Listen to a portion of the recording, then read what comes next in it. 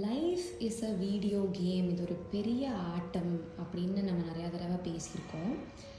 இதை வந்து பியூட்டிஃபுல்லாக கூறும்படி ஒரு ஒரு வேர்ஸ் ஃப்ரம் திருமந்திரம். இது ரொம்ப ரொம்ப பவர்ஃபுல்லான வெறும் 4 லைன் தாங்க. ஆனால் அதுக்குள்ளே அவ்வளோ மீனிங் அடக்கியிருப்பாங்க. அது என்னென்னு பார்ப்போம் வாங்க.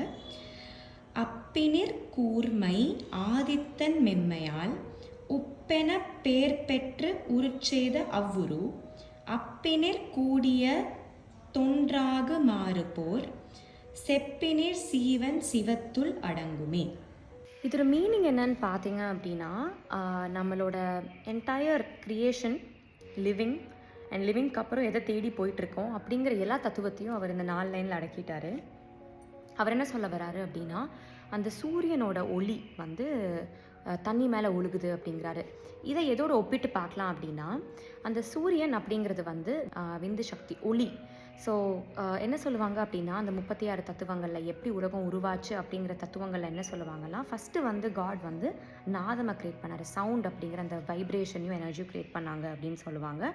அதுக்கப்புறம் அது கிரியாசக்தியோடு சேர்ந்து அது விந்து சக்தியாக மாறுச்சு அப்படின்னு சொல்லுவாங்க. ஸோ அந்த லைட்டை வந்து என்ன குறிக்குது அப்படின்னா, அந்த light and the sound is the source of all atoms and all creations. So அந்த லைட் வந்து ஃபஸ்ட்டு இங்கே உயிரை உருவாக்குது. அந்த உயிர் என்ன, அந்த லைட்டு தண்ணி மேலே விழுகும்போது என்ன ஆகும், அது வந்து உப்பை க்ரியேட் பண்ணுது. ஸோ உப்புங்கிறது அந்த உயிர். ஸோ அந்த லைட்டு தான் வந்து உப்பை வந்து வெளியில் க்ரியேஷனாக கொண்டு வருது. இந்த உப்பு மறுபடியும் என்ன ஆகுதுன்னா, அது இருக்குது, அது மறுபடியும் என்ன ஆகுது, மறுபடியும் தண்ணியில் கலக்கிறோம். தண்ணியில் கலந்தால் என்ன ஆகுது, அது மறுபடியும் தண்ணியோடையே ஒன்றாயிருது. தண்ணியோட ஒன்றாயிட்டு அப்புறம் அதுக்கப்புறம் வந்து என்ன ஆகுது, அதுக்கப்புறம் தண்ணியோட கலந்து அது ஒன்றாகி முடிஞ்சு போச்சு அதுக்கு. அதே மாதிரி அவர் என்ன சொல்ல வராரு அப்படின்னா, நம்மளும் வந்து இதே லைட்லேருந்து வந்த ஒரு க்ரியேஷன் தான். பார்த்தா நம்மளும் லைட்டும் வேறு வேறு மாதிரி இருக்கும். நம்மளும் உப்பு மாதிரி தான், அந்த ஒரு க்ரியேஷன் தான். அந்த க்ரியேஷன் மறுபடியும் என்ன ஆகணும், நம்ம மறுபடியும் லைட்டாக மாறணும். ஸோ லைட்டாக மாறணுமோ, இல்லை அந்த ஜோதியில் ஐக்கியமாகணுமோ, இல்லை அந்த தண்ணியில் கலந்த மாதிரி நம்மளும் ஏதோ ஒரு விஷயத்து கூட போய் கலக்கணும்.